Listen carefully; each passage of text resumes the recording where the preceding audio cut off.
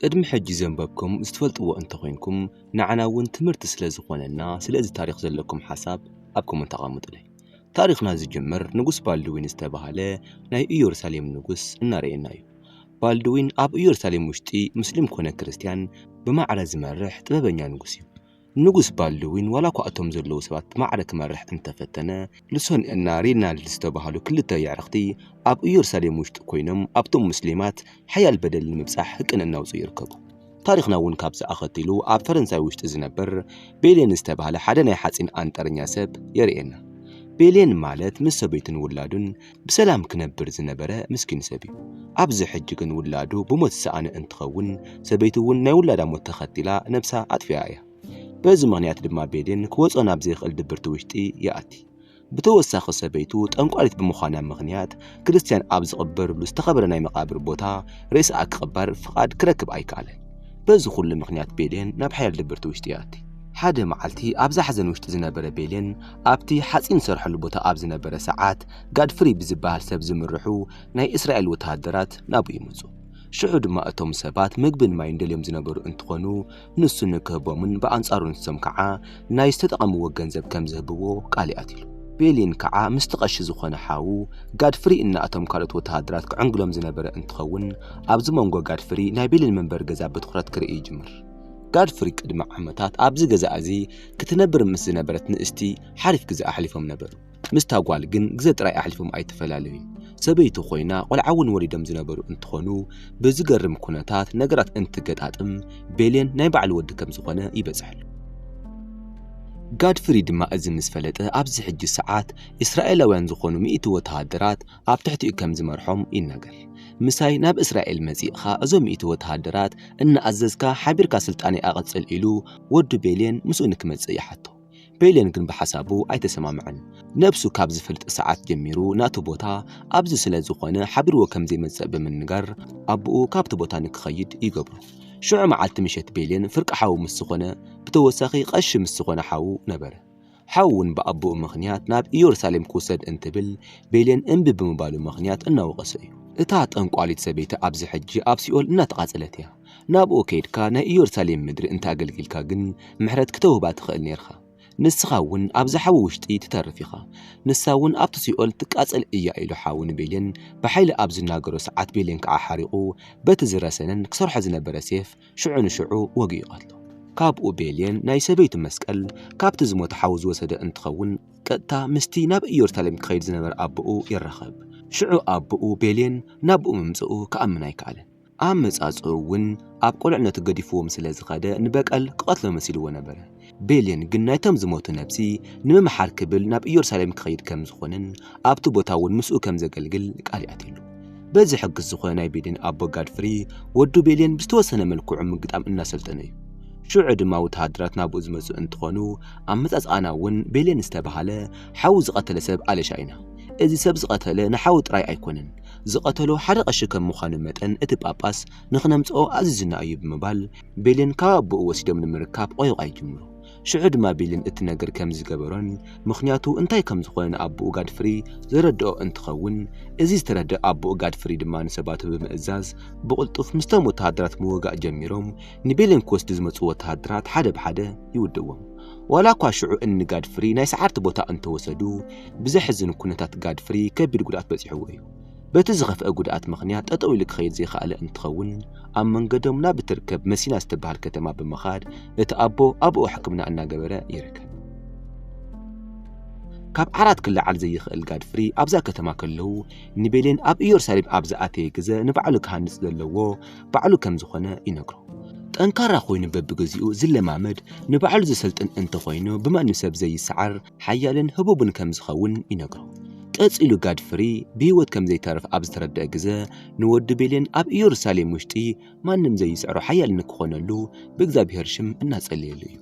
ንወዲ ቤሌን ምስፍዒት ሃሪሙ ዝኣተኻዮ መንቀራቕር ዋላ እኳ ናብ ሞት ዘብጽሕ እንተኾነ ኩሉ ግዜ ኣብ ሓቂ ጎኒ ጠጠው ክትብል ኣለካ። እዚ ጽፍዒት ድማ ንዕኡ ዝዝክረካ ኢሉ ንወዱ ኩሉ ግዜ ካብ ሓቅን ካብ ጎኒ ፈጣሪ ንከይርሕቕ ኣጠንቂቕዎ እዩ። ቀፂሉ ድማ ጋድፍሪ ኣዝዩ ዝፍለጠሉ ሴፍ ንወዱ ኣሕሊፉ ዝሃቦ እንትኸውን ንሱ ግን ክመውት ብምቕራቡ ምኽንያት ኣብታ ዝተረፈተ ግዜ ንስሓ ንምእታይ ከይዱ እዩ። መሬትና እንትቕየር ቤልየን ምስ ሰባቱ ብሓባር ብምዃን ናብ ኢየሩሳሌም ብመርከብ ጉዕዞኦም ጀሚሮም እዮም። ብዘሕዝን ኩነታት ግን ምሸት ማዕበል ሃሪምዎም ሙሉእ እታ መርከብ ዝጠፍአት እንትኸውን ቤልየን ከዓ ንጉሆ ንባዕሉ ኣብ ሓደ ጫፍ ገምገም ይረኽቦ። ሓደ ፈረስ ሃዲኑ ናብቲ ማእኸል በረኻ ኣብ ዝወፅእ ሰዓት ክልተ ሰባት እቲ ፈረስ ናትና እዩ ኢሎም ምስ ቤልየን ክቋየቑ ይጅምሩ። እቶም ሰባት ካብ ቋየቑ ሓሊፎም ናብ ውግእ ይዕድምዎ። ቤልየን ግን ኣብዚ ሕጂ ምስ ማንም ክዋጋእ ከም ዘይደሊ ዋላ እኳ ተተናገረ፣ እቶም ሰባት ከዓ ከምዚ ዝብል ዘሎ ፈሪሑ ስለ ዝመሰሎም ብድፍረት ምስኡ ምግጣም ይጅምሩ። ኣብዚ መንጎ ግጥም እቲ ሓደ ወዲ ህይወቱ ዝሓለፈ እንትኸውን ቤልየን ግን ነቲ ሓደ ሰብኣይ ብህይወት ብምግዳፍ እቲ ሰብኣይ ናብ ኢየሩሳሌም ንከብፅሖ ይገብር።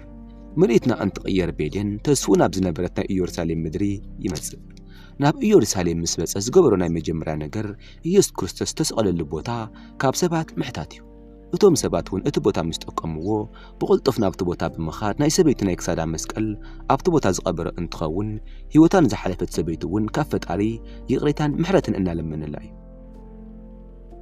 መሬትና እንትቕየር ቤልየን ናብታ ዋና ከተማ ተመሊሱ መጺኡ እዩ። ኣብዚ ከዓ ናይቲ ህቡብ ጋድፍሪ ሴፍ ብምሓዞም ምኽንያት እቶም ሰባት ብቕልጡፍ መንነቱ ዝፈለጥዎ እንትኾኑ ንዕኡ ዝግባእ ምንክብኻብን ኣቀባብላ ናብ ዝግበረሉ ቦታ ኣምፂኦምዎ እዩ። ኮይኑ ግን ቤልየን ኣብዛ ከተማ ምንም ዝፈልጦ ነገር ስለ ዘይብሉ ኩሉ ነገር ዘጎብንዮ ሓደ ሰብ ተመዲብሉ እዩ።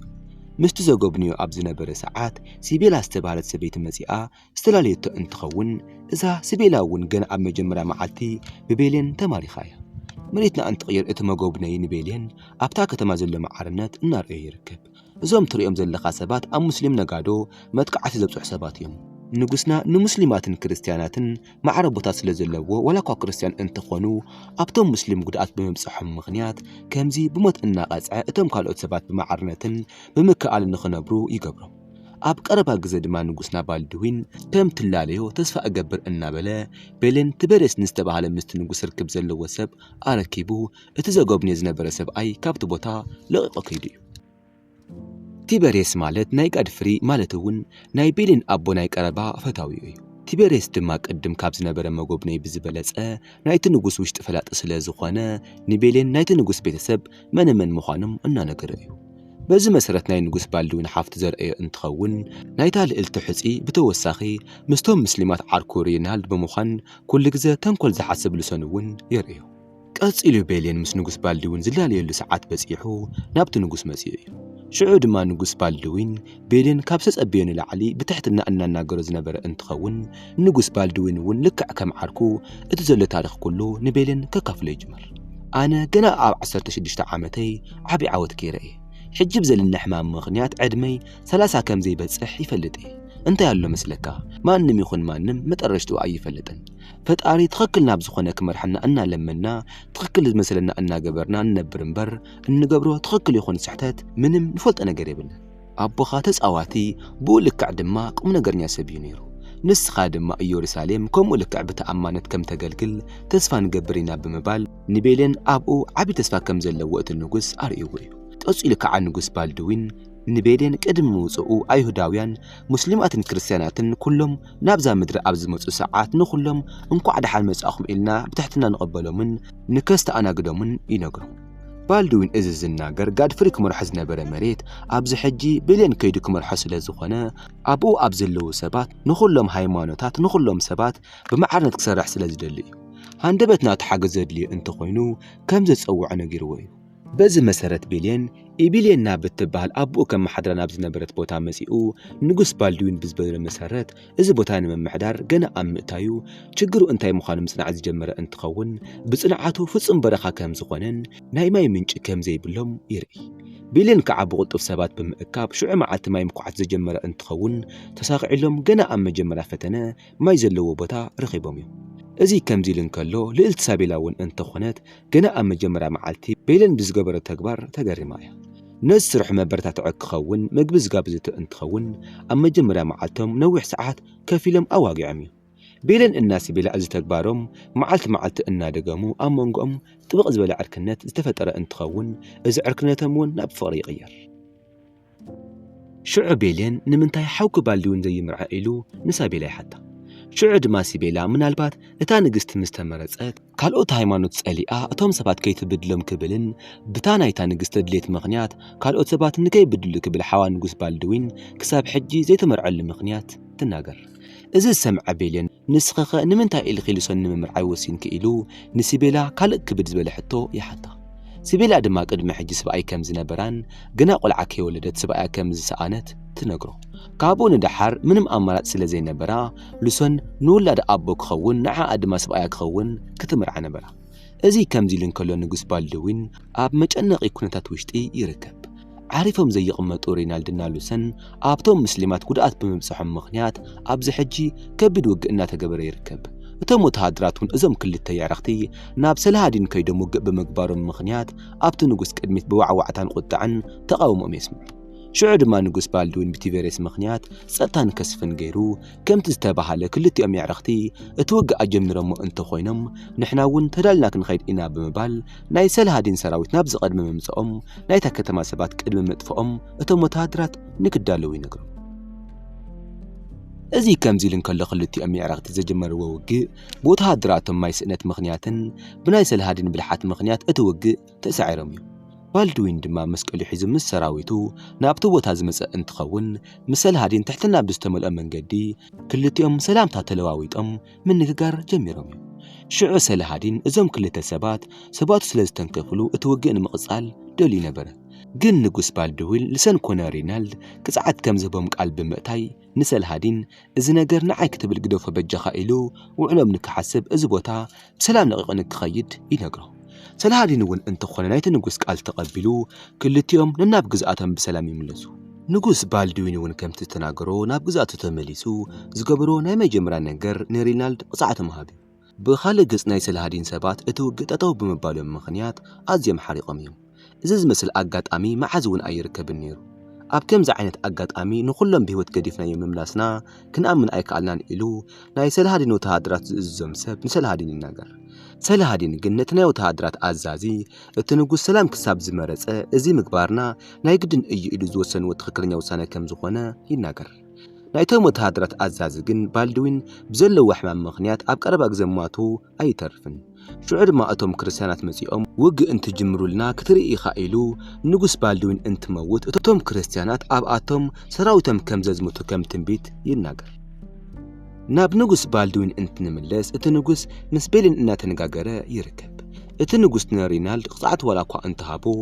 ናይ ሓፍቱ ሕጺ ዝኾነ ልሶን ግን ምንም ኣይከብሩን ናይ ተዓዲ ወተሃደራት ንሱ ክመርሖም ስለዘይደሊ ንቤሊን እዚ ሓደራ እናሃቦ ይርከብ ብርግጽ ናይቶም ወተሃደራት ምእዛዝ ስልጣን ንዑ እንተሂቦሞ ነቶም ሙስሊማት ክውድኦም እዩ ከምኡ ክኸውን ከዓ ማንም ኣይደልን ስለዚ እቲ ቦታ ንስኻ ክትሕዞ ተባሂሉ ንሓፍተይ ክትምርዐ ኣለካ ኢሉ ንጉስ ባልዱዊን ንቤሊን ትእዛዝ ይህቦ ቤሊን ግን እቲ ትእዛዝ ኣይተቐበሉን ዘይተቐበለሉ ዋና ምኽንያት ድማ ንሲቤላ ከይፎትያ ተሪፉ ዘይኮነሲ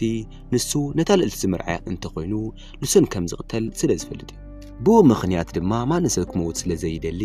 እዚ ከም ዘይገብር ብርግጽ ንንጉስ ባልዱዊን ይነግሮ ሽዑ ድማ እታ ልዕልቲ ንንጉስ ትቃወም ንስኻ መን ስለ ዝኾንካ እዩ ኢላ ንቤሊን ሓሳቡ ክተቐይሮ ፈቲና ነበረት ብዘሕዝን ኩነታት ግን ቤሊን ኣቦ ብጽፍዕት ሃሪሙ ዝተናገረ ቃል ስለ ዘይርስዕ ሕጂ እውን እንተኾነ ብትኽክለኛ መንገዲ ጥራይ ንምቕጻል ወሲኑ እዩ እዚ ከምዚ ኢሉ እንከሎ ናይ ልዕልቲ ሲቤላ ወዳ ንብሕቱ ከፍ ኢሉ እንከሎ ኣእዳው ብሽምዓ ይቃጸል እቶም ሽምዓታት ኣእዳው ዘጽንሐሉ ሰዓት ንምቅጻል እኹል ዝነበረ እንትኸውን እቲ ቆልዓ ግን ዝኾነ ዓይነት ቃንዛ ኣይተሰምዖን ብኻልእ ገጽ ንጉስ ክሳብ ዝኸውን ጽበ ዘሎ ልሰን ንጉስ ባልዱዊን ሓሚሙ ዝነበረ እንትኸውን ንዑ ግን ምንም ጉዳይ ኣይነበረን ብዝረኸበ ኣጋጣሚ ንሲቤላ እቲ ንግስና ክነቀላጥፎ ኣለና እቲ ቤሊን ዝተባሃለ ሰብ እውን ክነወግደ ኣለና እናበለ ብዝረኸበ ኣጋጣሚ እናጨቕጨቓ እዩ ታሪኽና እውን ካብ ዝኣኸቲሉ ዝተወሰነ መዓልቲ ንቕድሚት ይሳገር እቲ ብጽኑዕ ሓሚሙ ዝነበረ ንጉስ ባልዱዊን ህይወቱ ዝሓለፈ እንትኸውን ሲቤላ ድማ ናይ ሓዋ ማስቅ ኣውፂኣ ኣብ እትርእዮ ሰዓት ክሳብ ሕጂ እቲ ሕማም ክንደይ ዝኣክል የሳቕዮ ከም ዝነበረን መልክዑ እውን ክንደይ ዝኣክል ከም ዘጥፍኦ ትርኢ ሲቤላ ሓዋ ምስ ሞተ ዝገበረቱ ናይ መጀመርያ ነገር ናብ ሰላሃዲን ደብዳቤ መጽሓፍ እዩ ኣባና ኣብ ክርስቲያንን ኣባኹም ኣብ ሙስሊማትን መንጎ ዘሎ ሰላም ሕጂ እውን ክቕጽል ኣለዎ ዝኾነ ዓይነት ውግእ ኣብ መንጎና ክህሉ የብሉን ኢላ ደብዳቤ ጽሒፋ ትልእኸሉ እዚ ዝረኣየ ጳጳስ እቲ ደብዳቤ ተዘይትልእኸ ጽቡቕ ከም ዝኾነ ይናገር سبيلا جن استقتلوا أسرارها كم ناحوا عينت سلازقنا نايتب أب أسم خريشلل بمبال اتدبداب نمتباق تكوس متابقة تلعل شعر ما أتفساسي نابنا ودا إدين تبات أبمو إزي تكوس متابقي أيكون دنابير تنتبات إبو جون أترايون عين خايك أزلي قدم حجون شمعة أنتك أصلو من ملكت زير إيق والعا إتي متابقي أبز فتسون من كم دي تسمعوا أبز تريس عاد سبيلا إتحبوا النقر انتاي كم زخونة تردع حوا بالدون حزو زنبر حمام أب سونتم زخونة عينك أنزان كيسمو عم يقبر قس النابلة جن سونتم إنا ودأن النابلة شين زغيد انتخون بزحزن كنتات وداون كم نحوا عينة حمام كم زلوو بسيحة الليل تبري سون بالوين قدم حجي اتحمام انت حزن قصو قنا كي بلاشيو يفلت إنيرو كابت اللي مدي بمنعال إذن إشتيق والعاون أبو حدات عامتات قصو تبلاشيو ماس كم زتقم يناقر سبيلا دما أزي سميعا ودا زغلس أيك بصحو عيدليتن حدا معالتو ودا سقط إلو دك سنكالو بإذنو مرز بمأتاي ودا نكموت كيرايا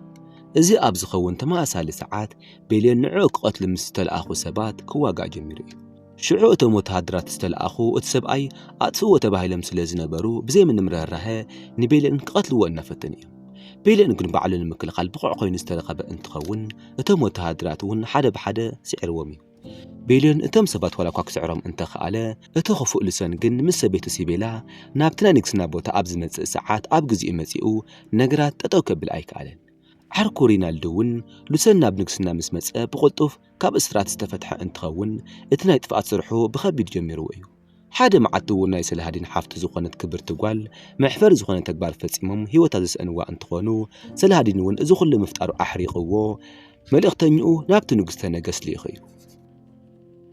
شعو اتما لإقتنيان لسن حلق أي سلهادين أمون قنا سلام كمزل يزفلت حجي ناي حفتو موتو أمينو تقبل ايو انتنا أساقن ريساء بخبرك عرف سلازدالي أنا زمس أخو ريساء كوسدية إلو ننقس لسان ملأختي بسحلو بزح الزن ملكوع النقس قدم حجي أب يورساليم مشتي ترأي بزي فلت شكانة نتي منم زي فلت نايس الهادين ملأختانيا يقاتلو مريتنا أن تغير نقس لسان نابس الهادين وقع عزيزو نريو إذا معلت مالت نعرقتو لسان رينالدن أزيم كسب بيون كدليون زنبرا معلتيو سلهادينن بو وغن زلو تهدرات مسلم بمخانم أبزوغ